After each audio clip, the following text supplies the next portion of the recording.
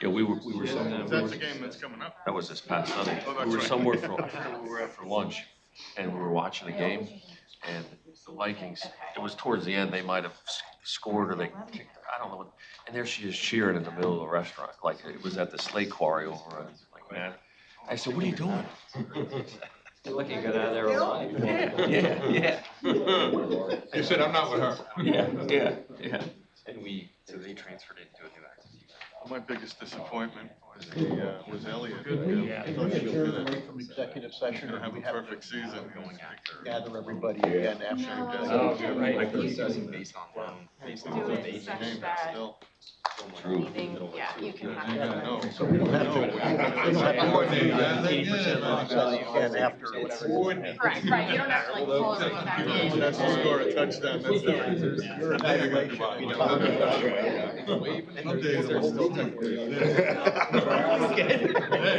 Ladies and gentlemen, may I have your attention? Call to order the committee meetings. Move to Mr. Hayes, the Finance Committee. Thank you, Mr. Chair. We'll go ahead and call the October 23rd, 25 meeting of the Lehigh Northampton Airport Authority Finance Committee to order. Our first agenda item is, do we have any public comment? Sir? Okay, thank you. Now into the action items. Second is approval of the meeting minutes of. Call the roll. Oh, roll call? Yeah, let's call roll. John Hayes, Here. Paul Anthony, I'm here. Ann Baum, Robert Brooks, I'm here. Ricky Gower, Here. Kevin Lott, Here. Mike Stershik. Here. We have a quorum. Okay, thank you. Thank you for the reminder, everyone. Okay, next then is approval of the meeting minutes of the September 25th meeting that were uploaded for review. I'd entertain a motion to approve. Motion by Paul, second. Second. Second by Mike. Any additions, deletions, or corrections to said minutes? Hearing none, all those in favor of the subject motion indicate by saying aye. Aye. Opposed, motion carried. Next is acceptance of the financial statements for September 2025. I'll turn it over to Todd. Good morning, everyone. Morning. All right, keep in mind that we're doing over 3/4 of the year. We're also going to talk about some of our budget assumptions, so keep this in mind as we go in together because they kind of tie together and it's important to kind of put the numbers together. So this is 3/4 of the year. We'll be talking about some of the early numbers for 2026. So they kind of go hand in hand. I know we were talking about some capital. Everything fits together, so it's important to kind of match the pieces as we go along. So 77K. Up a little bit versus last year. I know we were expected to trend down, but we're up a little bit, so that's good news. Still year to date, counting our bus traffic, we have the best traffic on record. Now, if you exclude the bus, it's about 7 full-time. Comparing us to all airports, you can see our numbers are getting a little bit closer on the throughput. Still behind all airports, seats trailing behind. A little bit less, but again, whenever that number is higher, it means we are using the seats that we get more so than if that number was less. Still in the middle of the pack there as far as above and below, but again, we're ahead of the average, which is what we try to shoot for as far as you can even see the seats on the average are down overall in our peers. No, these, Todd, you had the footnote there just to make the point that it excludes bus traffic. Yes, it does exclude the bus traffic. Which is material and which will continue to be material even with United going away. Right. Is Americans running, is it 5? 6. Buses? 6. 6 buses. And we always point out that the FAA does not recognize the bus traffic. So it's key for a lot of our grants and a lot of other things. That's why a lot of our metrics are tied to passenger aircraft traffic. Is that a point that's in play politically or is that not? Like Tom answered that one. Yeah, sure. Because bus traffic's getting to be a bigger deal, not just with us, but with a number of airports. It is. Yeah, there's a lot of conversation happening. Probably not as much right now during the shutdown, but we are having conversations about that traffic. And to your point, John, as more and more airports are experiencing bus activity, I think it's going to be a bigger part of the number, and more conversations, other than just here in Pennsylvania around Philadelphia area, are going to start having that conversation. So I think the other thing, Todd, just to point out here, this is through the 20th due to the shutdown. So the data here doesn't run for the full month of September. I was going to say that, you reminded me when you said that. Yes. So this is the month of September, 172K, almost 100K better than last year at this point. You can see we had a lower budgeted number there, but again, we're doing pretty well for the month and we're kind of moving along pretty well. The big thing to keep in mind on these things, and it's always important when we talk about some of the variances, which will get into some of the budget, is the revenue number there. That revenue number, we're conservative in some of our assumptions, and we've done a good job of bringing in more revenue than we anticipated. That's what drives the engine. If there's revenue, obviously we have plenty of things we can spend money on, but if there's no money, we got to pull back. So when we talk about a lot of things, the fact that that number is up 12% and ahead of budget, that's the key that's driving a lot of these variances. I mean, obviously, our expenses were pretty robust, still up 12% versus last year, which is not sustainable. But we gave ourselves enough flexibility in our budget to have a little bit of margin. But again, if you look at that number, it's really driven by the revenues. Still up 9% versus what we had budgeted as far as net revenue. That's the key. And then depreciation, some of that is timing. We're up 2%. Some of these things kick in when the projects are finally done. So some of that's timing. I know you have a question there. No, I was gonna ask you about that range there. So depreciation kicks in when the asset goes into play. So we're still paying for things, but they're not truly in place yet. And then once they're formally done, then we start depreciating. So it could be some timing issues there. Then seeing where we are year to date, I remember we talked about that -6, -7 number, but again, look at the net revenue number. That's the number when we talk about things, you can't cut your way to success. The revenue number is what drives our engine. If that doesn't happen, nothing else happens. See where we are, see what's going on down there. Without cares, still pretty good numbers. Again, ahead of where we were last year without cares. Big items up here. It really makes up where our money comes from. When we talk about rates and charges, that'll be down here. But up there, parking, really, that's the only place here where they pay us directly. Only place here where there's no middleman is parking. That's why that's the number one there. Cares, we know about some of the other things we do around here as well. See some of the other things because these things are paying for these things. This and this is really a result of all of our subsidies that we have to do to keep our rates and charges in a place where they're somewhat attractive. Still high, but not ridiculously high. This is the one to really keep in mind when we talk about our budget, which we'll be talking about that slide in a little bit to some of the early numbers. Number one number up there is employee benefits, and you'll see it when we talk about that in the slides later. We make assumptions on new hires as far as where they're going to be employee and family. If there are less singles, if there are more singles, then obviously that helps us. We have not hired as many full-time as we had in our budget, so that's going to help us there. So that's a big number. The rest of these items primarily are revenue. This one here, and I'll change up so you can see what I'm pointing to. This one here is probably timing when you're talking about professional services there. Some of this is just timing as far as hiring. And if you go back to 2021, when we said, hey, we had that budget amendment, it was around August, when we were kind of getting past COVID, we're up about 40% on FTEs. You look at the next year's budget, 40% and close to 30% on full-time employees. So, and at that time, we said, go get them. But it takes time to get up there. So that's part of the reason our numbers are really working well, because we're growing. You saw the opposite happen when COVID hit, when we had to shrink really fast. So when we're growing, we can't get there quite as fast. Even though we have the money, we're not there yet. But at some point, as we start to stabilize, some of these numbers will come off the table. Again, talking about our personnel costs. Again, we gave ourselves plenty of flexibility in there in our budget, but still, that number is not sustainable long term. And this number, a lot of that's tied into some of the demolition and our use of the CARES funding. But still, we gave ourselves some flexibility in there with some of our budget number. And some stuff is timing. We tend to get a lot of stuff later in the year, but some of this stuff, so that'll come in a little later.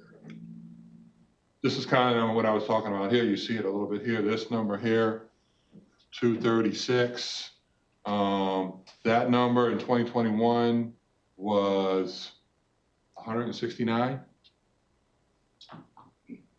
So that just shows you where we've been doing as far as growth. And we still have some bandwidth to go there. Obviously, it's not the full-time employees, but the hours are the hours we need to cover what we need to do our work around here. So whether we're paying full-time or part-time, the hours are what's necessary to run the engine around here. And this is just breaking them down by department, kind of see what's going on. And we always talk about the total employees, but total employees become somewhat irrelevant because it's really about the hours. We have a lot of part-time employees. We have some employees that work every other weekend. Not a lot of hours, but they count as one of these employees. Breaking down there, you kind of see as we're starting to go into our 2026 budget, some of the changes we're making, just some of the changes we're making there, just some minor to some of the changes we made on the bonds for November and December, what's going on with those, some of the PFC adjustments as well. Capital seems to change a lot, and a lot of that's just the ebbs and flows of the timing. I mean, we have our best idea of what's going to happen, but timing happens. This is a placeholder we put in there. Obviously, I bumped that up. It was 350. Everything costs more, so I made it 400 as just a placeholder in case one of these properties become available. We just leave it in there because, you know, we don't want to go, hey, that property's available, and we say, well, where's the money? It's there. Breaking down, this is for folks that don't remember, these are all of our contingencies that add up to 180 days. That's kind of our board established minimum. So we got 180 days, and this is over and above those numbers down here. Breaking down our cash flow assumptions, we talked about those before. And then you kind of see as we Todd, get if you in. could double back that slide Yeah, for 1 sure. second. Howard, This one? the assumption slide. Okay. Just in terms of the first assumption, have we seen any impact in terms of grant receipts in regard to the shutdown? No, we have not. We should knock on wood on that because you never know, but yes, so far, no impact. Those offices are still functioning at this point. But this is kind of going into our cash. This is still based on the 77. The budget slides will have a little bit more with some of our assumptions on our early estimates for where we are on cash per day. Now for the, Todd and I talked about this yesterday or Tuesday. We lose track of time, yeah. One of the things we're gonna want to spend some time on as we go through the 2026 budget process is our capital budget. We've got a lot going on. We've got a lot coming up. We see the impact on cash as we go through with those capital projects. So we need to make sure we've got a full understanding of that as we get into the 26 budget. So don't know if Todd mentioned that to you, Ryan, but that's gonna be a focal point. Yep. I did mention it to him. He ran and hid in his office when I told him. And that's why I brought Cedric here for extra help, so. Yep. But you can kind of see it again, it's a reflection. And even though we use that pure average, unfortunately, the pure average is as of one point in time. Our numbers are, obviously, we have our data now, but those as of the end of the year. And everybody's number changes each and every month, but that's the number as of 12/31. It's not really the average, it's as of 12/31 when they did the last report. This is kind of our forecast or projection at this point. Again, still using some of the budgeted numbers and revenues, which we think we're doing better than at this point. But again, conservatively, we think we're going to end the year at least 3.6 ahead of where we were. Any questions, concerns? Just besides the reporting, the traffic reporting, how's the government shutdown affect us? Traffic control? At this point, we haven't had impacts. Just talking with our TSA and FAA folks, we haven't seen impacts here. But that seems to be the case for airports across the country right now. There hasn't been major impacts, just talking with other airports. What we're anticipating is as this drags on, it's really going to be the end of this week is the next biweekly pay cycle for federal employees.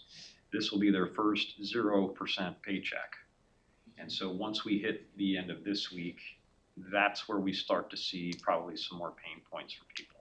So stay tuned. Entertain a motion to accept the finance report. So moved. Moved by Mike, second by Kevin. Any additional questions or comments? Hearing none, all those in favor of the subject motion indicate by saying aye. Aye. Opposed? Motion carried. Todd, thank you, and you get to stay up there and update us on where we are with bonds and interest rates and things like that. So at this point, we're still on target for Halloween to do the final closing. We should probably know what the rate will be on Tuesday, because it's a few days before. So if I find it out right before our meeting, I will certainly let you know. I'm just hoping that the number will be a little lower, but. It should be. Long rates have dropped a little bit since we had the last discussion. Everything changes quickly, so you never know. But certainly, I haven't asked for an update from the last one we sent, but I'm waiting until Tuesday. Hopefully I'll have it right before our meeting and I'll post it at that point. Everything seems to be going okay. We got Kevin, Elizabeth, and everybody behind the scenes, all the attorneys, you know, making sure all the I's are dotted and all the T's are crossed. Any questions on the bond update? We'll have the final interest rate on Tuesday, you think? Yeah, I think so. I mean, it's a few days before. I'll reach out to them in the morning. Okay. I'll see if we have it, so that way I can tell you what it is on Tuesday. Sounds good. We'll roll into the budget discussion. Okay. So always do this every year. We talk about where we are through now. We just submitted our rates and charges to our consultants based on our early estimates. So we have to come up with some numbers where we think we are. And this is kind of where we stand at this particular point in time. And then next month we'll come with the full budget. But a lot of these numbers will be consistent from this month over the next. But again, that's why I wanted to talk about the financials first. So through 3 quarters of the year, and then how that ties into 2026 budget. Always start off with these kind of things here. You know, operating budget. Obviously, we want to be responsible. There is a strategic vision, all tied back to being the best regional airport. There's all of our goals and all those things in there. But we have to set it based on where we are. I mean, I was at a conference last week, and I presented on our rates and charges. And to, I think it was about 100 finance folks from different airports. And the one line that is kind of our airport line, and Tom uses it all the time. You see one airport, you see one airport. So everybody does it differently based on how they do their rates and charges, whether they're tied to a city. It's just a lot of different things on how everyone's set up. I don't know, Jack Tom off this thing. He'll get his workman's comp. It's getting really close. Whoa, whoa, whoa. Fencing mask, maybe? I don't know. So, just away so I don't hurt Tom. My favorite, right? But, and number 3 is really one there. I mean, obviously, we want to take care of our folks, do what we can. We want to keep our rates down. There's a lot of things, but there's certain things that we can't do. We have to operate within a realistic framework of what, resources we have available. And this is kind of talking about the goals, really managing our resources. Number one, for me, a lot of times is that one. I know, obviously, we want to make sure the airport's safe and we're here long term. But there's 2 people I never want to get upset, 2 organizations. I don't want banks upset with me, and I don't want the IRS upset with me. So debt service, John's smiling over there. You don't want the bank knocking at your door and going, hey, I thought you said you want to have that payment. But that's not a good thing. I So, don't want to knock on your door. no, well, or you said somebody else is knocking at the door. I don't know how to run an airport. I don't want it back. Okay, there you go.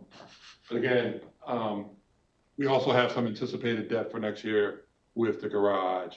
So that's also anticipated in the budgeted goals. Always start with that revenue-based budget up there. Again, you heard me say it earlier, that's what drives the engine. If there's no revenue, nothing else happens. It just doesn't happen. No CARES next year, big one there. We had 2.4 million in this year's budget. So obviously that's not there for next year. see what's going on there, that cargo flights there, what's going on, that's where we are, our assumptions at this point. That's our estimated number. You can see that number's down a little bit, as far as, operations, based on our estimates at this point. We're down some from last year's budget. Does that include bus or not? That includes the bus. So part of that drop is United going away. Yes, correct.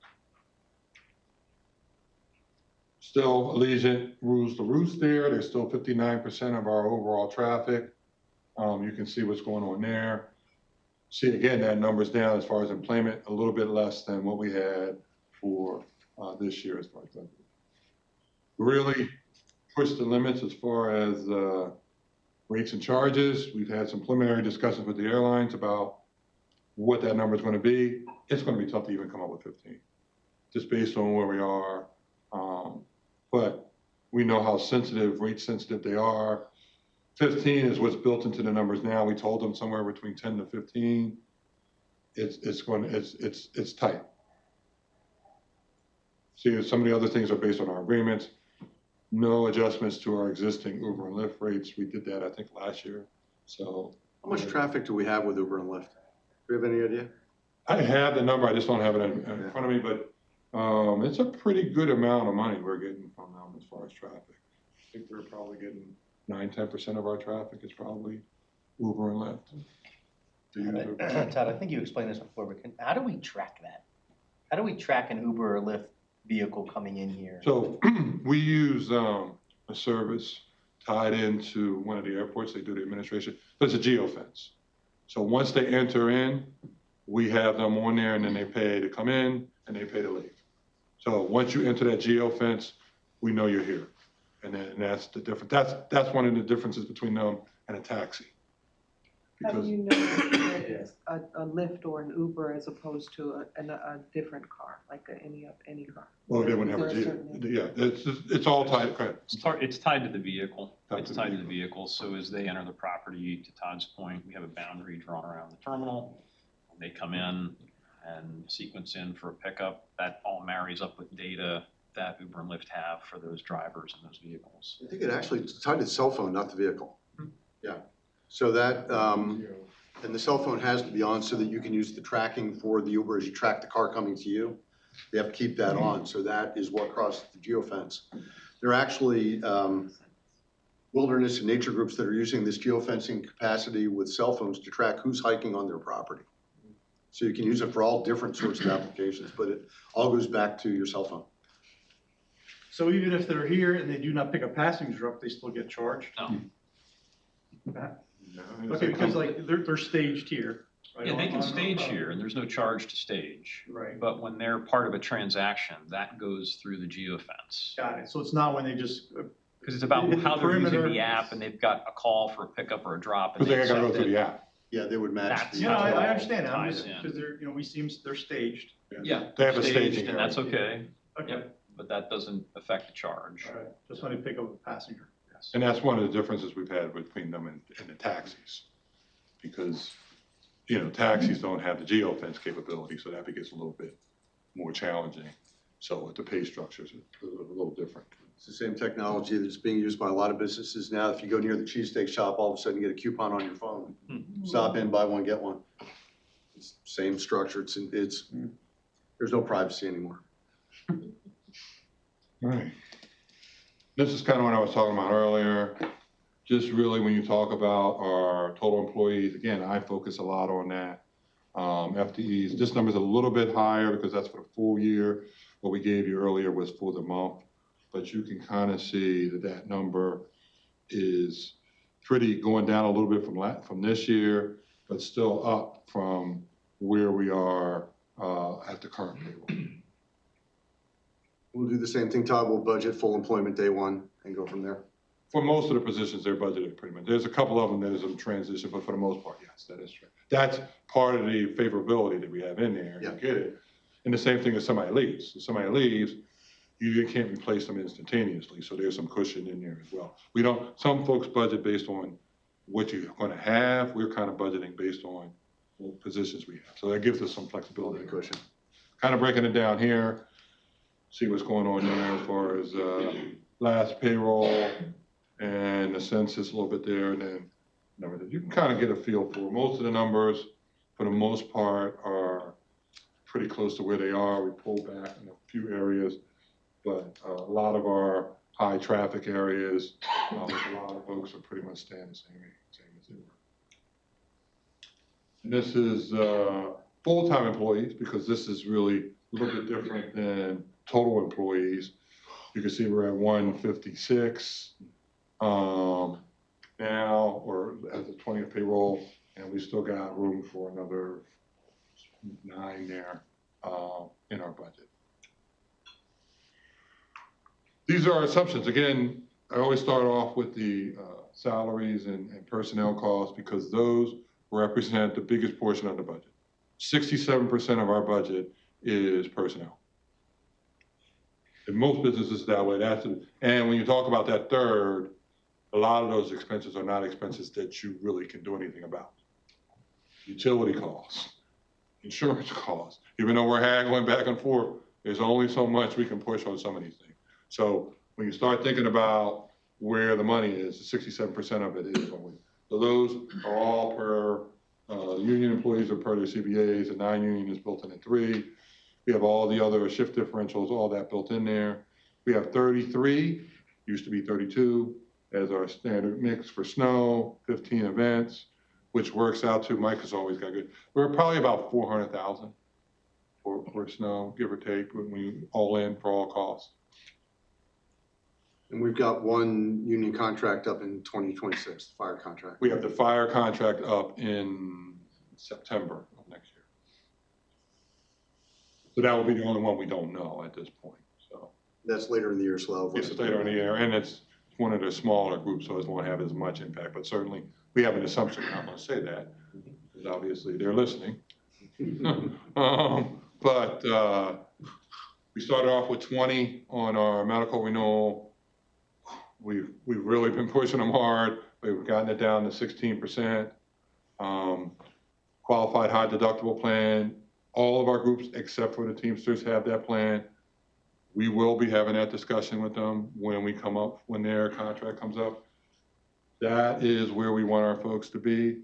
We incentivize our employees to use the HSA with money in their accounts. And part of the reason we do that is to get them a relationship with their doctors so that they take care of themselves. So the actual, when you factor in the high dollar, even though the high dollar seems like it's outrageous, you're getting HSA money that'll cover you for most of that deductible. And if you don't use it or you get close to it, you're actually ahead of where you were on a regular, non-traditional type plan. But again, the main reason we're pushing it there, we've taken a different approach than a lot of companies when it comes to our health plan. Because normally it's only a few ways you can save money. It's lower the plan or pass on the cost to the employees. That's all you can do. Medical trend at this point is 10%. That's what they're saying, 10%. And we reached out to our consultant, they said this is the worst year that they've had in probably 8 years. And our number, because we are self-funded, is our airport claims, which are awful. This is the worst they've been that I've been around, that I've seen them through 7 months. They're awful. Again, it's a lot of things that don't have anything to do with it. That's why we want folks to go into that high dose, because if you have a relationship with your doctor, you're going to get things done sooner.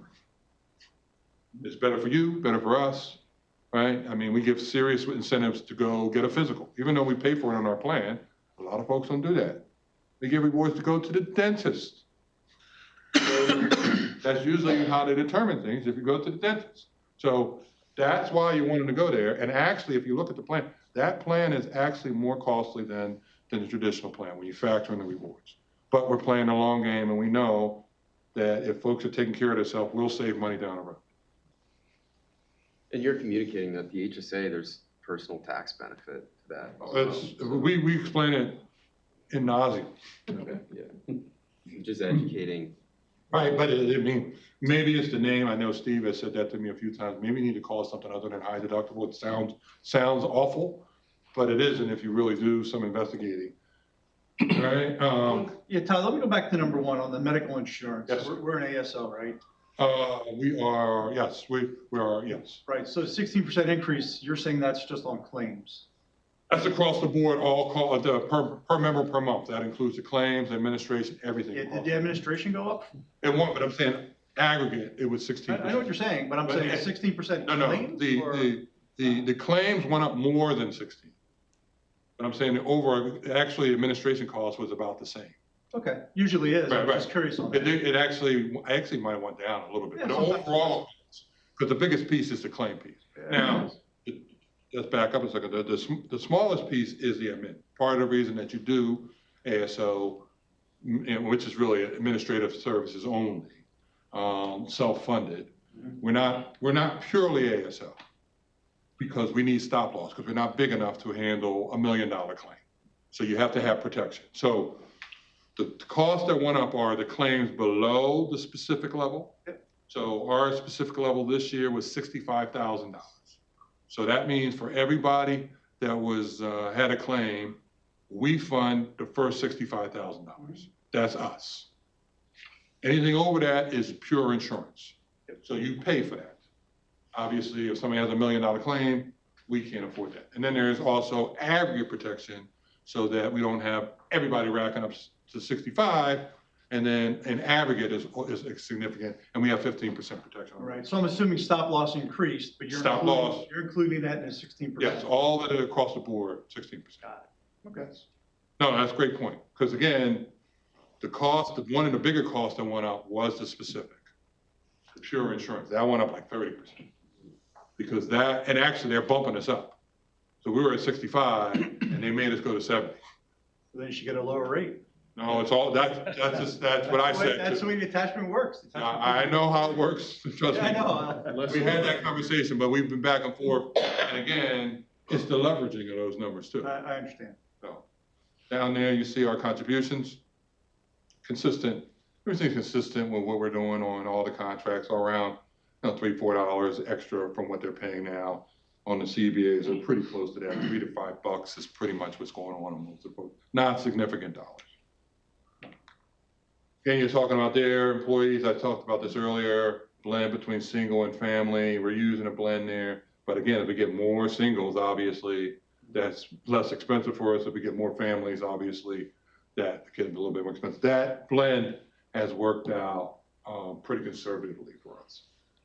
We got our first increase in, I don't know, like 4 or 5 years on the dental. Are we ASO there or No, fully we're insured? self-funded on no, excuse me, we're not self, we are fully insured on Fully it. insured. And who's our carrier?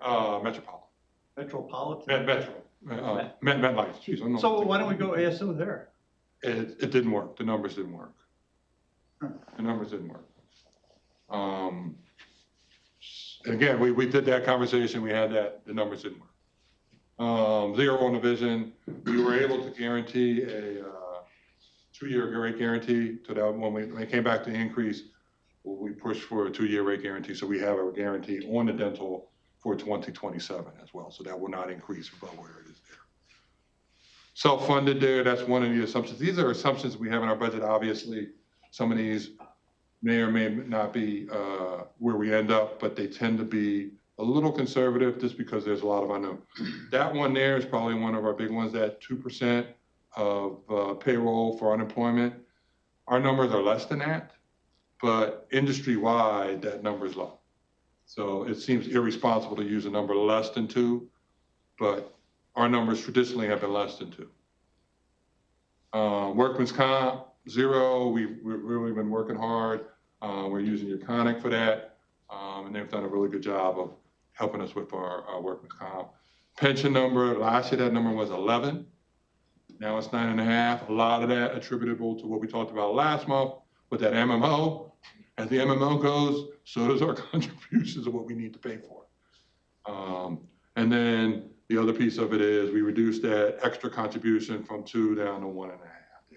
That 1.5 is consistent. So if you break down the pension pieces, the part that really deals with the cost of the benefits, not counting the amortization, is 7% on the non-union and 8.5% on the union. So if the plan was 100% funded, you got, obviously, it's based on payroll. 7% for non-union, 8.5% for the union. That would be the number if we were 100% funded, with no overages or what. Plus, there is a little bit of admin that's charged in there from some of the sources we use, actuaries and whatnot. So that number there is consistent with all of that across the board. So even the people in the defined contributions are ending up somewhere close to where you would be if you were in the defined benefit plan, as far as dollars or contribution numbers. This is part of what Paul was talking about there, and this is what I was talking about earlier. This really gets into the heart when he's talking about claim fund, because the claim fund, which is really the insurance piece, if we don't spend it, that comes back to us. Now, the way our plan was to keep our stuff level, we fund the maximum each and every month. We're at 115. And then if we get a rebate at the end of the year, which if claims are expected to be $1 and we're paying $1.15, we should get 15 cents back, all things being equal. But obviously we have to take on some additional risk because they can come in at 95 cents and we can get more of a rebate. So that number there is what I assumed in the budget, 25K. Now, again, that's only through July. That's all I have at this point. They're a little bit behind. That's why they're always, insurance takes forever to get some of their calculations. But through July, we had 18K. We just actually got into the positive numbers from June to July. So think about it. We're at 115 and we only have an 18K surplus. So that tells you we're running over 110% on our plan through 7 months. And you can kind of see what's happened over the last 6-7 years there with that surplus where we have that 332 counts as an expense reduction in the following year. So that 332 part, when we talk about that budget variance, that goes in an expense reduction for this year, because we don't get that money until this year and it doesn't settle. That's how we do it every year. So 607 was the next year. That 332 was in the 2025 number, because that comes back. We don't know what that filing is. That shows us a negative expense in the final and the following year. We might not have as much of that. So that's why it's only at 25K at this point. That hurts you a lot when you talk about where you end up. Now, again, one of the things that could happen is you sit there on a previous year surplus is a negative expense in the current year. It's a consistent practice. We've discussed this with our auditor, the timing, everything makes perfect sense. We're consistent with it. But that, if it's through July, so if things improve, good for us, but we don't know what we know at this point. Then this is kind of breaking out where we are now. At this point, we're at 417K. Whew. Big time revenue net income. Budgeted net income, 417. We had 800 and some last year with CARES, without CARES. We had 1.5 negative last year in the budget. So obviously some of our variance was needed, but we kind of built that in there in case we, things didn't go as we anticipated. Here, that number is still 1.25. It still has to be 1.25 with the garage, and that is what we have to meet. So people that don't speak bank, that is our net revenues, our cash from operations has to generate 25% more than the expenses. Now we can spend that 25 on capital, but we have to make sure we can cover our coverage, that we have enough so they don't get nervous. Talked about the normal snow, and that I always put that down there because that could be a budget buster. Right? If we have a really bad winter, that could be a budget buster. So always put down there. And our capitalization threshold is still 5,000. So anything over 5,000 that has a useful life of longer than 3 years will go into capital under the depreciation line. Is that still a good number? That's our number, yes. Is it still good? Yes, it is. Mm-hmm. Okay. I'm 2,500 at the bank. So yeah, 5,000 is fine. Then you're breaking out here, and this is what we have in here early. Now, we're going to have some early discussions about this with our consultants. There's usually a lot of back and forth. Shane, I always want to acknowledge Shane and the rest of the team. They do a great job, a lot of behind the scenes. I know they don't take a lot of credit, but They're working hard, as all of our directors, all of our folks are. We're not just directors, we're working directors. We actually do work, believe it or not. I know it's hard to believe. I know Paul's laughing at me, but yes, we do work hard around here. But we've built in the 15. We told them 10 to 15. We might even have to go back more. Shane and I were talking about yesterday that in order for us to do the 15, we might actually have to give them more subsidy than we did with the CARES. So that's because, again, we're trying, and Michael, remember this, at one point, we wanted that landing rate to be below $4. Yeah. That was our target. Obviously, pretty hard to do. And again, the reason we have these conversations is everybody, I mean, you're out, you represent the airport, what's the number one question everybody asks you? When are you gonna get more flights? When are you gonna get more flights? When are you gonna do a flight here? That's the number that the airlines look at and say, well, you're a little expensive. We're not giving you, we'll just send them over to Philly or Newark. They can drive. So if that number comes down, that makes it easier for us to attract folks, and especially if we're doing in the low-cost carrier, which obviously they don't have nearly as much cash as some of the legacy carriers to pay some of that number, and even the legacy carriers don't like paying a lot of money. And nobody says, oh yeah, that's no problem. And this is kind of what I'm talking about there. This is the subsidies that we've had in. You can kind of see, you know, last year is a perfect example, you know, where we are now in some of these numbers. It's just some humongous subsidies that we've done, including the CARES and revenue share. And that's why when you go back and you look at when I gave you through the financials, why terminal and airfield are losing so much money is because we have to subsidize them. We have to, because if we don't, we'll be uncompetitive and nobody want to fly out here. So it's a balance.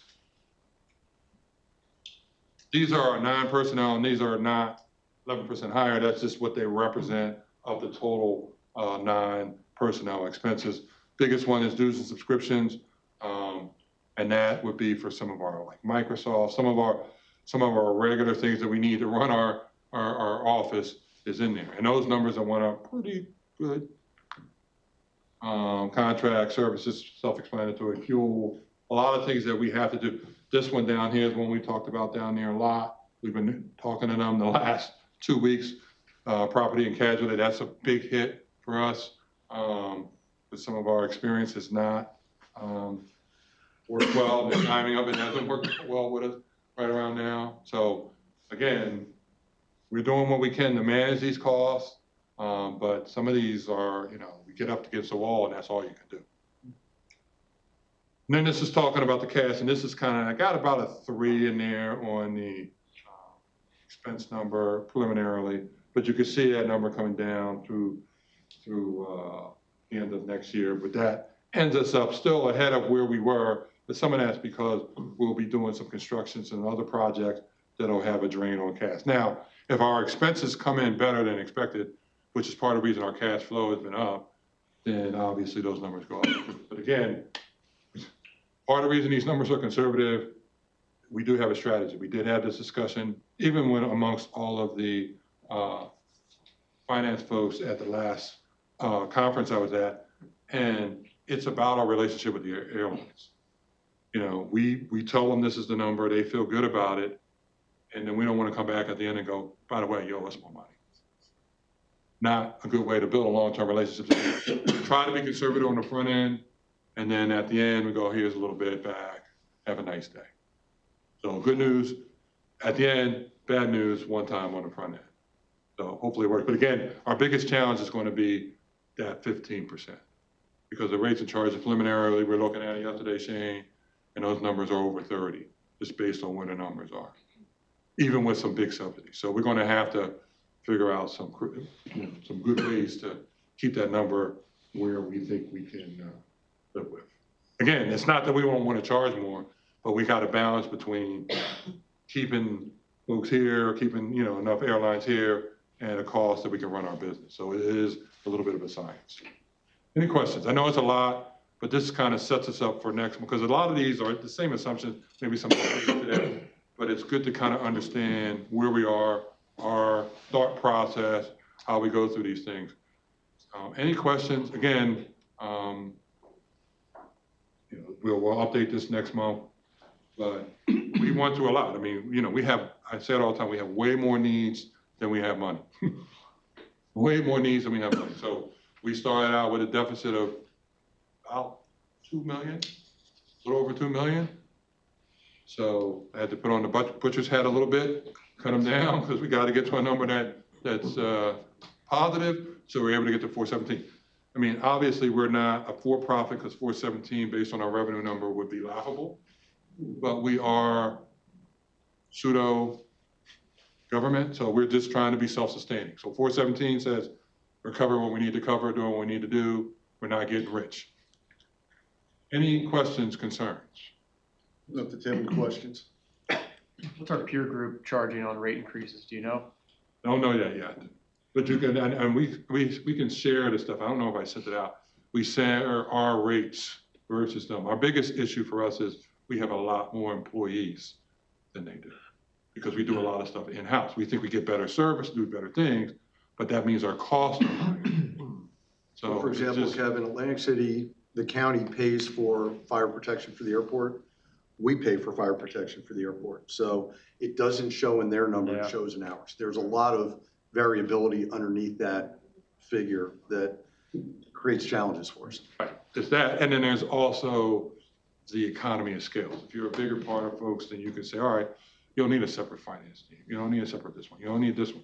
We use one police department. We use one, you can scale things so that you can kind of work across the board. But we have all of that stuff here. It works for us, but it makes our costs a little bit higher. We have our own FBO. We have a lot of things that some airports don't have. Like we said earlier, you've seen one airport, you've seen one airport. So it's working, but again, because of our proximity to Philly and Newark, we have to make sure that we stay somewhat reasonable. Any other questions, concerns? Again, I'll go through this again next month. Hopefully I'll go a little faster, because I saw a few folks falling asleep. But that's, it's important that we walk through this. This is probably one of the most important responsibilities that you have as a board, to improve this budget and that financial oversight. And again, everything is out there. We talk about it, we go through it. It's just, we're the little engine that could. We only have so much revenue. That's what drives the engine. And this year is a big change for us, because before we had CARES. Now, I think we're up about a little over 1.5. Is it about 1.5 versus last year's budget as far as revenue? But we don't have CARES. So we have to make up that CARES. So, and obviously our expenses have went up more than 1.5. Okay? Any questions? Okay, thank you. Yep. Okay, thank you, Todd. Next on the agenda is an update on the capital improvement program. So Ryan, you're up. Morning, everybody. Good morning.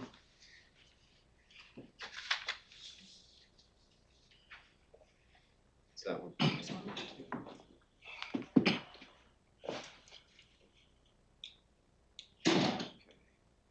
Try and go through these semi-quickly, but a little bit kind of, where we were this year with some recap. I know I usually present in the business committee, and most of you have seen these. We'll go through some of those. A little bit of the strategy, kind of like we were just talking about, and then where we're going with some of the projects that we're looking at. So here's kind of a list of some of the projects that we've done, different phases of the runway, again, in Queen City, some other ones inside the terminal with some of our major non-grant funded projects. So I'll just kind of go through a few photos of that. Again, obviously, we're continuing to work on the runway.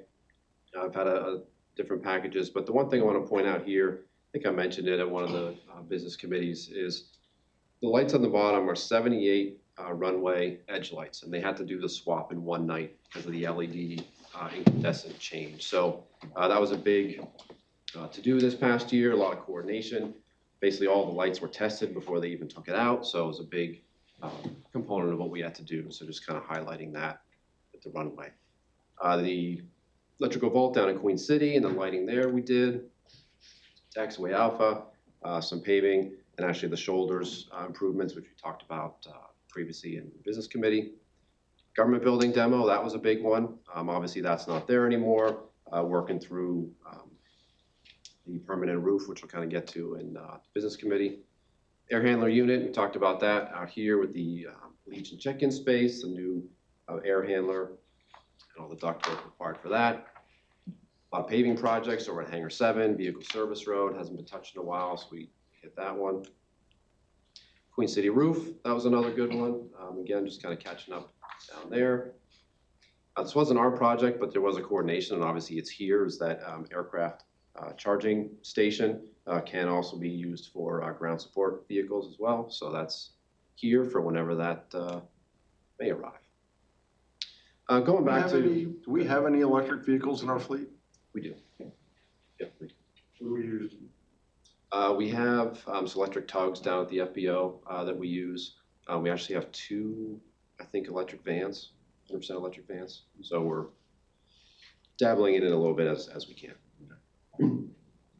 So really here, kind of what we talked about before, and Todd mentioned at the end, is the needs are always going to outweigh the funding, and how do we balance as much as we can. So I'll go a little bit of the history and then some of the strategy where we go from there. You can actually see now we got a 10-year history. The yellow line is really our cash as it relates to the grants versus the total cost. So this year we're anticipating spending around $22 million total. Our share of that is about $12 million. And you can see for next year, at this point, we're projecting to be a little bit less than that, around 11.5. So again, managing the cash and the expectations.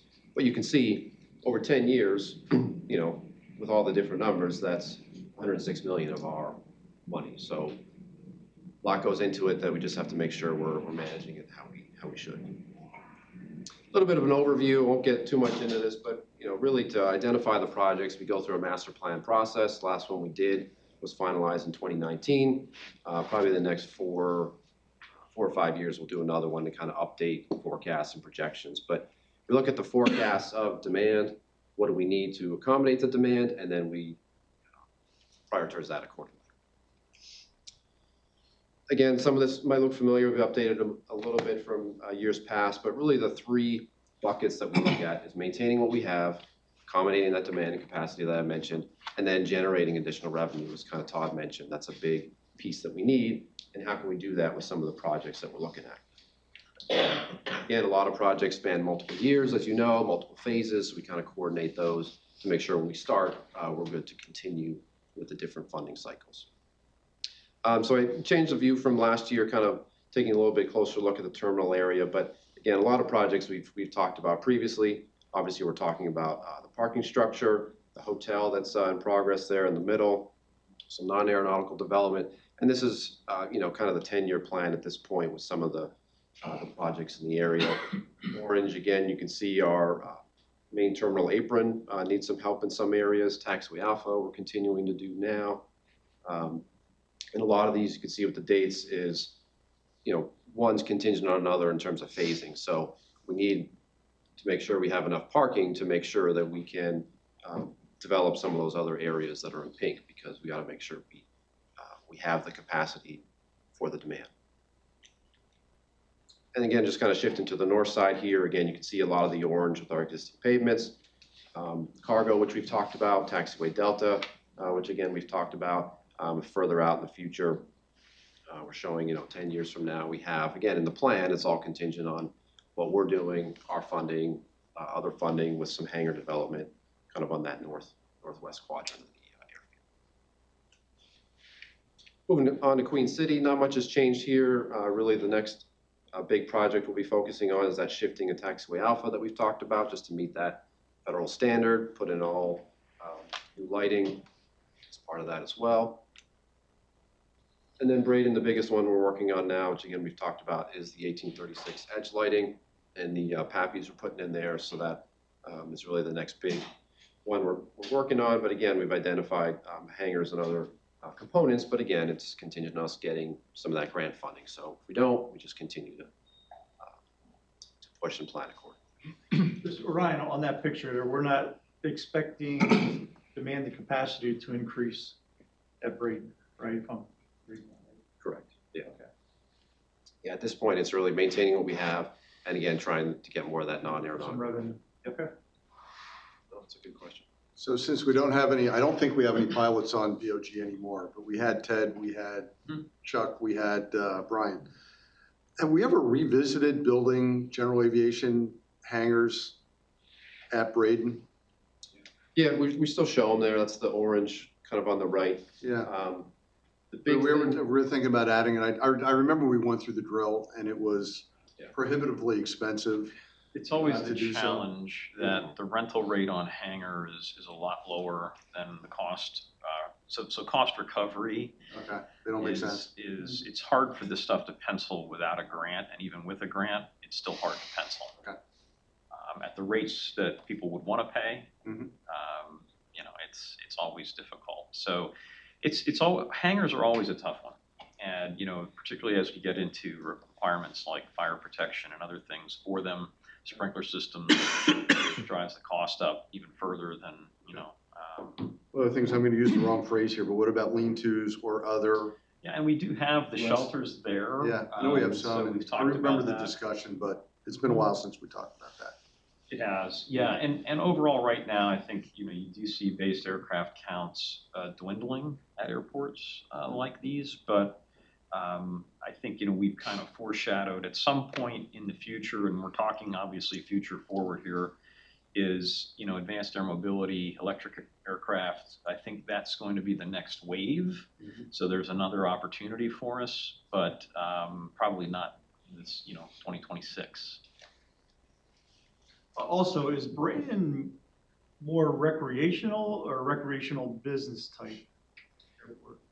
And so when you think about our airports, it's kind of the three flavors of aviation: commercial here, sort of that business, general aviation, and more of a general service airport for Braden. And that's based on runway length in many cases in terms of what types of equipment can actually operate there.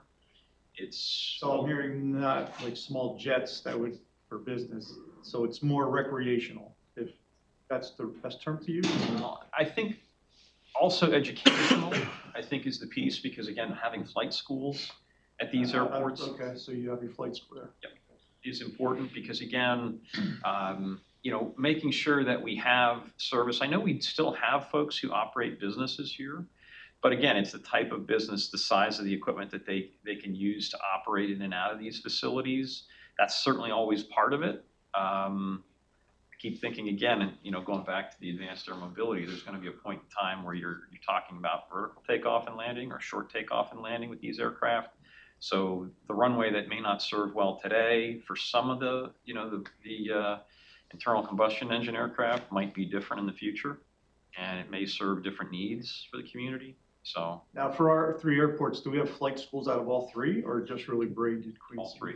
All 3, okay. I had a question. The air traffic here is on a pretty good trajectory, but like on Queen City and Braden, is that activity there flat? Is it on the decline? Is it continuing to increase year over year? Yeah, it's difficult to track that because we don't have aircraft counting. We've done counts in the past, but it's difficult to know. We try to tie operations to fuel sales at times, but that's difficult to say it's a 1-to-1 ratio all the time. I think what I look at is the based aircraft counts and how are those doing. The good news is we still have a hangar waiting lists, and we still have people interested in being there. Again, it's, you know, it's difficult to measure the takeoff and landings and how much flight training we're getting. But it's good to see when we have, you know, some waiting lists at times for, you know, for aircraft storage. Those are good things. We continue to look at other business opportunities that might continue to bring activity to these airports and make sure we're planning, to Ryan's point, for the future by having electric charging infrastructures and other things, so that we're starting to think about all of that for the future. It seems like there's capacity in the future to increase the revenue streams from those two. There's some unknowns in time that needs to pass by. There are, but like anything, it's really, to us, it's about a mixed portfolio of aviation and then the non-aviation uses to generate revenue at these facilities. That's going to be key. It was certainly something we're focused on here, but it has to be something we continue to focus on at the other 2 facilities. Right, and since we're talking about major investments through 2035, will there be a point where Braden will be self-sustaining? That's That's probably always, the hope, I'm sure. that's always what we're driving towards, right? Is self-sustaining. You're welcome, Todd. Thanks, Paul. An airport this size, like, could we consider non-aeronautical use? Like, if you look at Schuylkill Regional, they're trying to get a 3 megawatt solar facility off the ground, where would be eligible for credits and they could build reserves. Like, is that something that we could consider for this, along with it being complementary for charging stations, future maybe drone activity, things like that? Sure. Yeah, those are all things that we're talking about for these facilities. We are doing some solar. We're looking into that here and at Queen City. You know, part of it is what is the grid and what's the infrastructure around to feed into. Have we looked at that? Like, does PPL have an area where we can tie into the grid? Because I think like Schuylkill Regional, that's like their last hurdle. Yeah, tying in. Ryan may have more information on that research. I know we did that RFP a while back on the solar, so I don't know if Braden really had a lot of great opportunities I today. think it did. We had two different solar developers look at Braden, and that's the issue right now. There's really no good, the expense to tie in is prohibitive at this point in time, so. That's why they But we haven't. continue to look at these options because again, I think that's gonna be important for all of our airports going forward. So good questions and dialogue, and again, that's why we look at the out years, so we're prepared as things come, things change, we're as nimble as we can be. Looking at the next year, again, a lot of the same assumptions that we've done, project contingencies, safety, capacity are really kind of at the head of the list. And then everything is built on ideal schedules, ideal assumptions in our cash flow, and then projects can be phased, timed, shifted depending on how things are looking, as Todd and I go through that with his team and Shane every month. Especially every week we really look at cash flow. Looking at the departmental projects, Exhibit B, really that's all the vehicles, some of the smaller, again, above that capital threshold, but it's not really a major project. Just going back to what we said earlier about the needs. Right now, we're assuming we're budgeting somewhere around 2.5 million in that bucket. Last year, I think we were just over 3 million. In terms of some of the requests and initial needs, we were somewhere around 6 million. So again, it's just making sure we're being as strategic as we can with the funding that we have in place.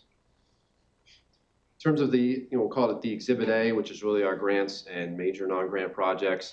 6 major grant projects. Again, it's all ones that are currently underway, different phases of the runway, taxiway. Again, we talk about cargo, taxiway Delta, the terminal roadway piece, which is really connecting to the upcoming hotel, taxiway Alpha at Queen City we've talked about, and again, the edge lighting at Braden, again, all underway with different levels of state or federal funding, which obviously helps us do the projects. It's not our project, but just out of curiosity, is the hotel on target for its construction? Yep, well, we've heard, weekly meetings with them as well, and it's going well. They actually should have a pretty big crane here next week doing a lot of the framing. Major non-grant projects, which is all LNAA funded projects. You see we got 9 of those in there. Again, it's all ones we've talked through at the business committee. We had in last year the 2 newer ones, but again, we even talked about this last month, is number 14, renovating the former TSA offices for IT. And then 15 is a newer one, working with the car rentals to upgrade their service counters downstairs. Those are getting pretty tired. And with some of the brand combinations, just making sure it works for them, for their needs. So that's more like a cosmetic change? Cosmetic, but as well as, bringing it up to standards with, making sure they have enough office space, counter heights, those kind of things. Okay. How many cars get rented out of here? The typical month. Wow, I don't know, we have the number, but I don't We have have it. the number. We can get it for you, for Out sure. of curiosity. Yeah, I don't want to take even a guess, to be honest, without looking. That's all I had for this. Any questions? Look forward to any additional questions. I'll say good questions, good dialogue during, as Ryan pointed out. Okay, Ryan, thank you. Appreciate it. Okay, do we have any new business to bring before the committee? Any need for an executive session? Entertain a motion to adjourn. I'll adjourn. Okay, we're we're good. Glenn, back to you. Business committee? Thank you. Welcome to the October 23, 2025 Business Committee meetings. Would you please call the roll? Don Gottschall. Here. Jesse Grimshaw. Here. James Irwin. Frank Fasciano. Here. Kevin Surface. Here. Jonathan Strauss. Here. Chris Worley. We have a quorum. Thank you. The only action item we have today is approval of the meeting minutes from the September 25th, 2025 meeting. Can I get a motion to approve those minutes? Jonathan and Frank for a second. Thank you very much. Any changes? Check on any public comment. Oh, is there any public comment? Thank you. Not at this time. Thank you. Any changes or comments to the meeting minutes? Hearing none, motion approved. Under discussion items, Cedric will update us on the parking garage. Good morning, everybody. Morning. So Ryan asked me to put together just a summary update on where we are with the garage and the elevated parking walkway. I had about 100 slides ready and more numbers than Todd, but we cut it down a little bit and give an easy summary for it. But very simply, progress to date, we did a 30% garage design submission in June. They've completed their field investigations, both for geotechnical and survey. There's over 40 borings that were done. We're 60% garage we submitted, and we went and had a review meeting in here in September of 2025, and then we initiated the elevated parking, the elevated walkway. Just to look at the numbers real quick, a comparison 2023 to 2025, this is the spots needed graph. Originally in 2023, we were roughly at about 6.24% in growth, and then you can see here it's 9.4 based on the numbers. If you count the short-term, long-term, and overflow over 2,000 spots, 2030 would be where we kind of hit that 100% capacity. With the garage being added at 5 levels, it takes us essentially to 2035. How does, in your forecast, how does the topic of driverless vehicles factor into this? And I'm coming at it from the standpoint, I was in California about a week ago. A friend of mine's got a self-driving Tesla. That son of a gun took us on a 45-minute drive from a party in north of San Diego, through a neighborhood, onto I-5, back into a neighborhood, and into a parking spot in front of the hotel without him ever touching the wheel. This stuff is here, and at some point in time, I'm gonna have my Tesla drive me to the airport, and Tesla's gonna drive home. Oh, wow. I can't. Yeah. Tell you what, Glenn, it was bizarre. I wanted to grab the wheel 8,000 times, but it worked, and it was flawless. And that's California driving. They're wacky out there. True. I think you alluded to there was like 14–15% use of Uber Lyft right now. So in our actual numbers, it's accounting for that component of it. And again, just in general right now, you're about 80%. Go look at the lot right now, you're about 80% full.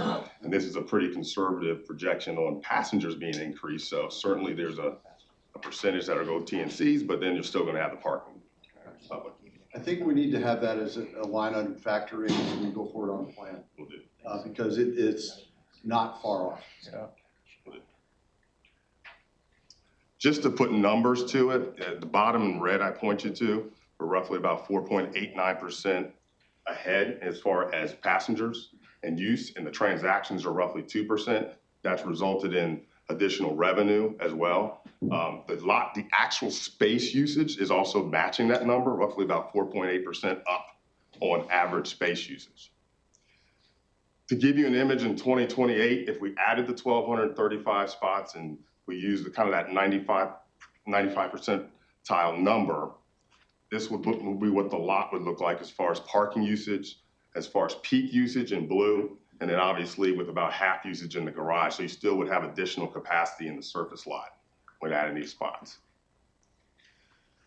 To give you an image, this is essentially the facade and the tower and the bridge and how it gets integrated into the terminal environment. Let you digest that for a second. This is the garage entrance coming in from the side. This is the ground tier floor, so the lowest level there, the garage. This is the elevator tower. So keep in mind, this is expandable up to 4. There's 2 in the design right now. The difference with the elevators here at the checkpoint And these elevators, or these are the passengers, departing passengers carrying large bags. So large bag usage, you're gonna see that departure flow over the bridge, and they haven't checked the bag yet. The difference when you go through the checkpoint, you already checked your bag, so it's smaller.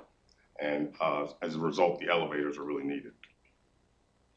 This is the elevator lobby here. With the image, you see the 2 elevator doors and expandable to 2 more, tying in there to the bridge. And then this here, notice this is the canopy, because you'll still have surface parking passengers walking towards the garage, and you still have this inclement weather scenario. So the canopy kind of drives the walking path of the folks who are also still parking back out in long term, and provides a safe passage to the terminal. And you can see you have dealer's choice at that point on whether to go into the elevator lobby or to head directly into the terminal. The steps to the right are like the current staircase. They are, yes.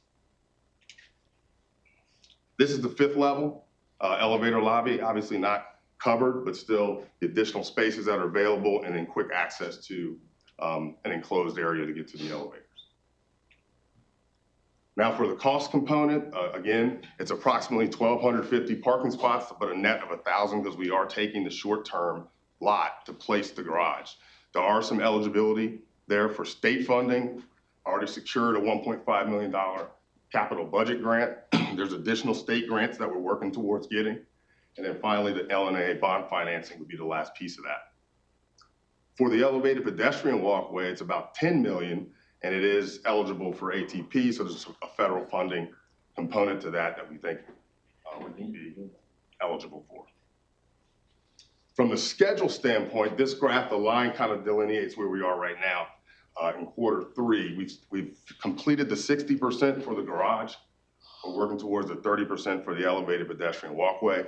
We're going to get them in unison in the first quarter, essentially January, with submissions, and then look to go final by the second quarter, and then be in a place to bid between the second and third quarter, and then construction sometime in September 2026, with the goal being of about a 2-year, 24-month construction period.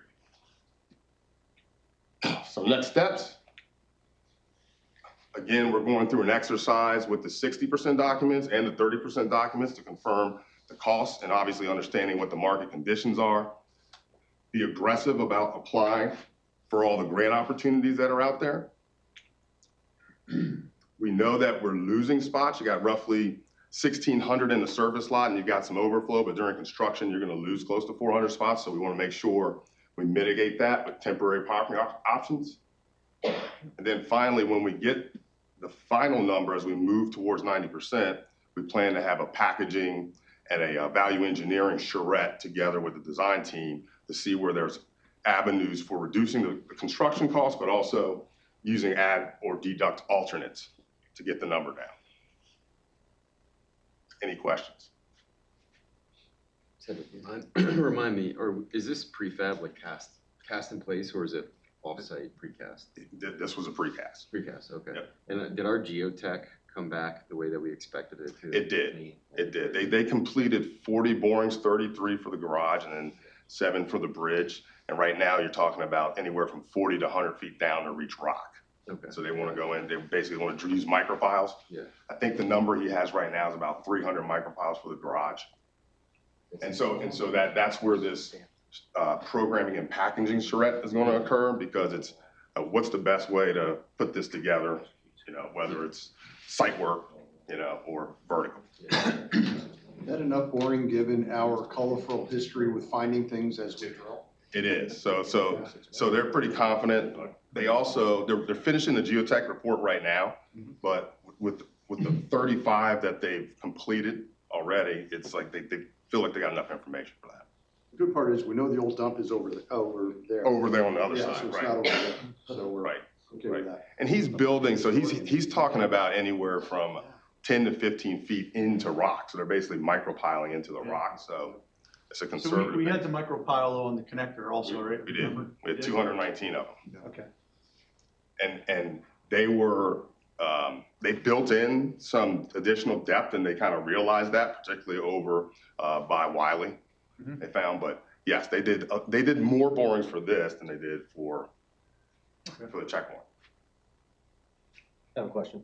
So 1,000 net spaces. Yep. What's the return on that and how fast until that 46 million will be paid off? And the reason I asked that question is because precast is not gonna last as long. So when does that get paid off? When do we start actually seeing revenue advancements from that year? And is all of that smart to go precast? Well, I think the payoff part's gonna be dependent on how much we end up borrowing after grants. So. Well, the whole discussion has been about what the net is. At this point, we have no debt service at all on parking.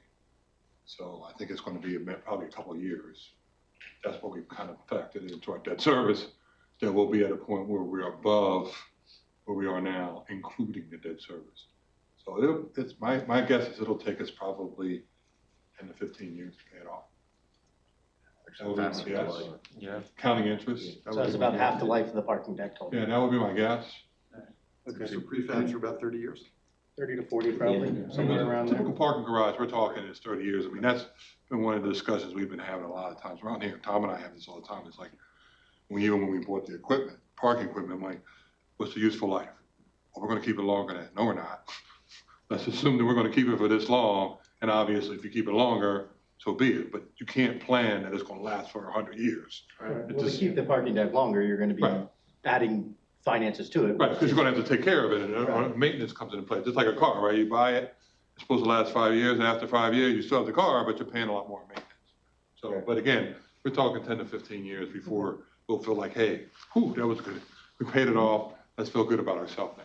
I know we talked about this, but I forget. Are we gonna have parking on the roof, or is it gonna be a solid roof? It's parking on the roof. So you have water infiltration. Yeah. That would go to Justin's point about deterioration of the deck. And to your point, it's consolidating. So you have short-term parking right now that's like, 300 spaces, 350 spaces, right? Now you're putting 1,200 spaces where short-term actually is.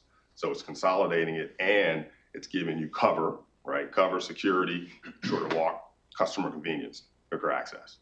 I didn't highlight, but I should mention too, so your departures, the flows we're looking at are park in the garage, go up, go over the bridge, go down 2 escalators and 2 elevators, right? And arrivals going to bag claim and then heading straight out. So this is a kind of a departure flow, right? Bridge coming down. No, I'm not asking the question because I don't feel there's a need for more parking here. Right. It's more of, how you get paid off. Are we making the right decision on doing it prefab rather than something that'll last longer? What's the difference in cost there? When are we gonna start seeing the revenues come back to this airport? Yep. Right, it's not of customer based, like, yes, customer service wise, right, it's a brilliant decision, right? Right, yes. Return on investment wise, I don't know those numbers. I think the latest number we had, and we're refining that, it's a 25%, premium on the prefab versus cast in place. And then I think there was a 10 to 15 year differential in time frame, longevity. So next time we can come back with the kind of a data comparison for it. And in this case, precast may actually make sense. I would always argue for port in place, it's a better garage. It's gonna last better, less failure rate out there. But I don't know if we need an extra 15 years. We may not have cars in 45 years. So I think what John brings up is a real consideration. Where are we in 10 years and 15 years with parking? There may not be a need for it, which is a scary thought, but when you're talking $40-some million investment. Turn it into a ballroom at that point?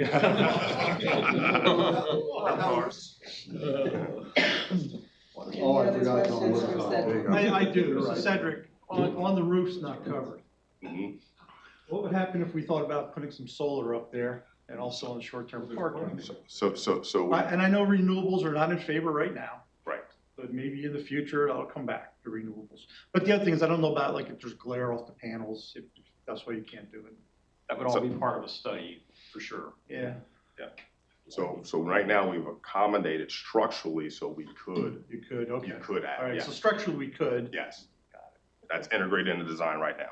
There may be grants in the future that we can put solar. Right, if it comes into play and now we can react. Okay. Because you do see that out west, they use solar as shields for vehicles.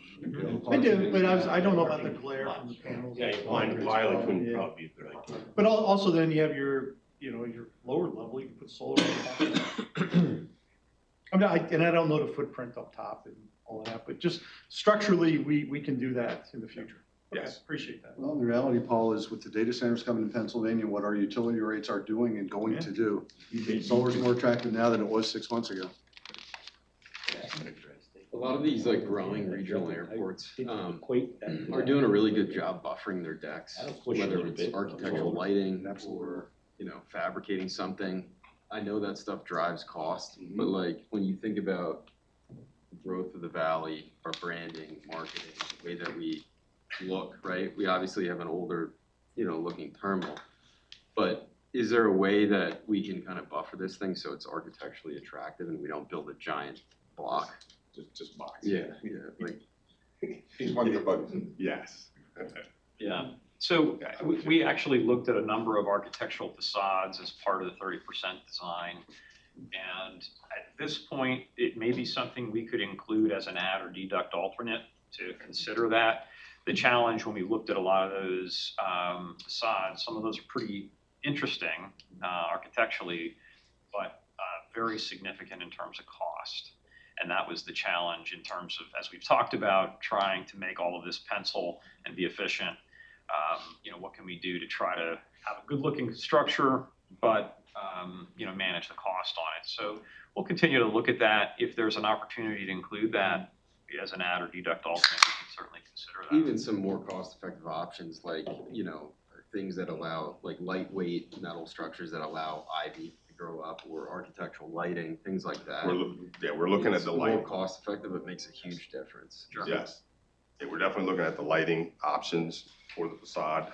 To Tom's point, there's also a balance between the branding, the advertising, and the information. So we're You guys doing that. crushed it, I think, on the design of the new, security gateway. I think we should just keep up with that theme of appearing to be modern and innovative. The valley's changing pretty rapidly. So, and this is the first thing a lot of people see when they step off a plane and come to the valley. So, I know we don't like to think about the costs associated with it, but I do think there is a return that, you see over time. Yeah, that's it. Your point. It's a direct revenue. When we talk about the offsets to our landing weight rates, what we've done out in the gate area is key to that. I was out a couple of weeks ago, I went down to Nashville, and every bar seat is taken, the restaurants are busy. Oh, yeah. It is a much different experience out there than it was a year and a half ago. It invites more investment. And like, when you look at these younger generations, right? Like, I like to think that the older generations want to be around the younger generations. The younger generations want to be in new, innovative places, right? Well, if we don't make it attractive for everybody to want to be here and stay here, we become dull. Yeah. So. Yeah. Certainly, walking 4 football fields out at the end of the long-term parking lot is different than parking right next to the terminal and walking over a bridge with 2 escalators. Those are 2 different experiences with big bags. Any more comments or questions for Cedric? Thank you. Hearing none, we will move on to the capital projects update with Ryan. Thank you, Don.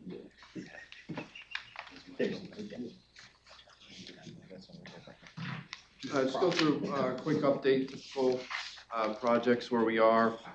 Just kind of where we are with the airfields currently. Really just a couple weeks left before we go into winter shutdown for the runway. So really working on the 2-4 end, and I'll get into a little bit of the detail in that area K with taxiway alpha rehabilitation that we're currently working on as well. But you can see again, we're right at the fringe of where we're going into the shutdown and everything back up next year. Really with the runway, again, just addressing a lot of the airfield discrepancy issues, getting a lot of final grading done, again, in that area to make sure we're good throughout the winter. So really working through that. I mentioned this previously, this is really on hold until next spring or late spring, so still just tracking that, working through submittals and those components. Taxiway Alpha, as I mentioned, working through the rehabilitation in that area. That section, the section here right in the middle, this week had a full closure, 24/7 to really expedite the schedule based on what we talked about previously, based on the weather delays, trying to make up some time. So we're actually finishing that this week, and then next week just goes back to the daily closure. So 7 to 5, it's open back up for operations when they're done. So again, just pushing that forward to get this section, really everything that was west of 1331 completed for the winter, and then they'll move on to the east side next year.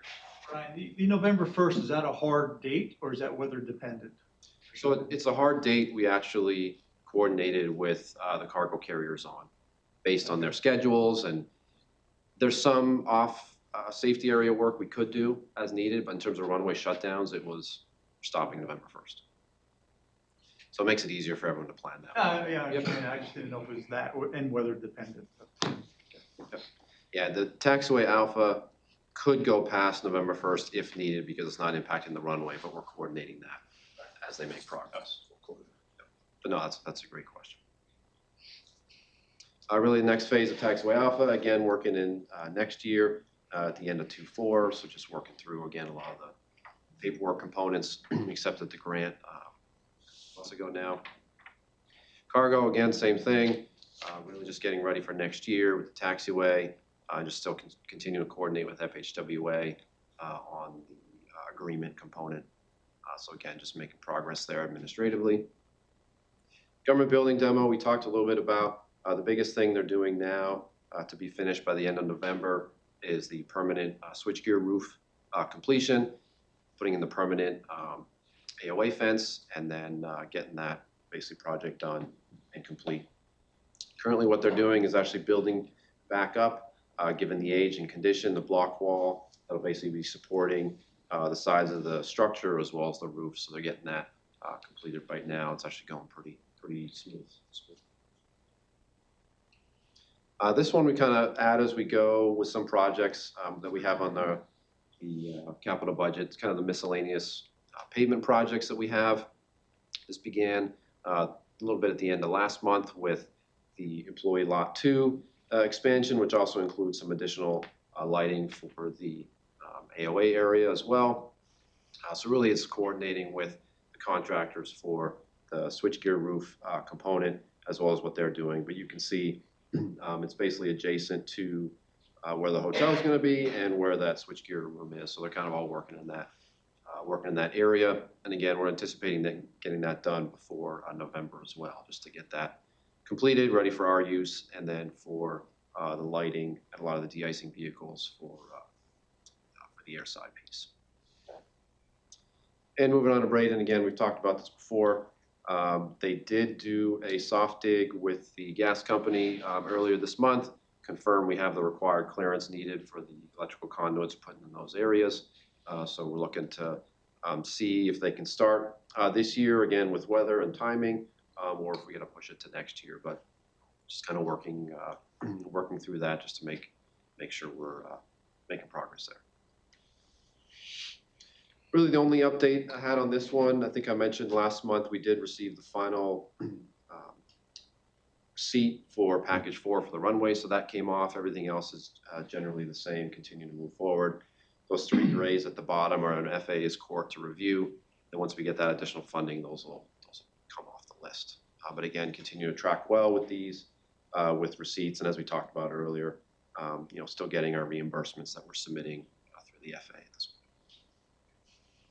That's all I have. Happy to answer any questions. Hearing none. Thank you, Ryan. Thank you.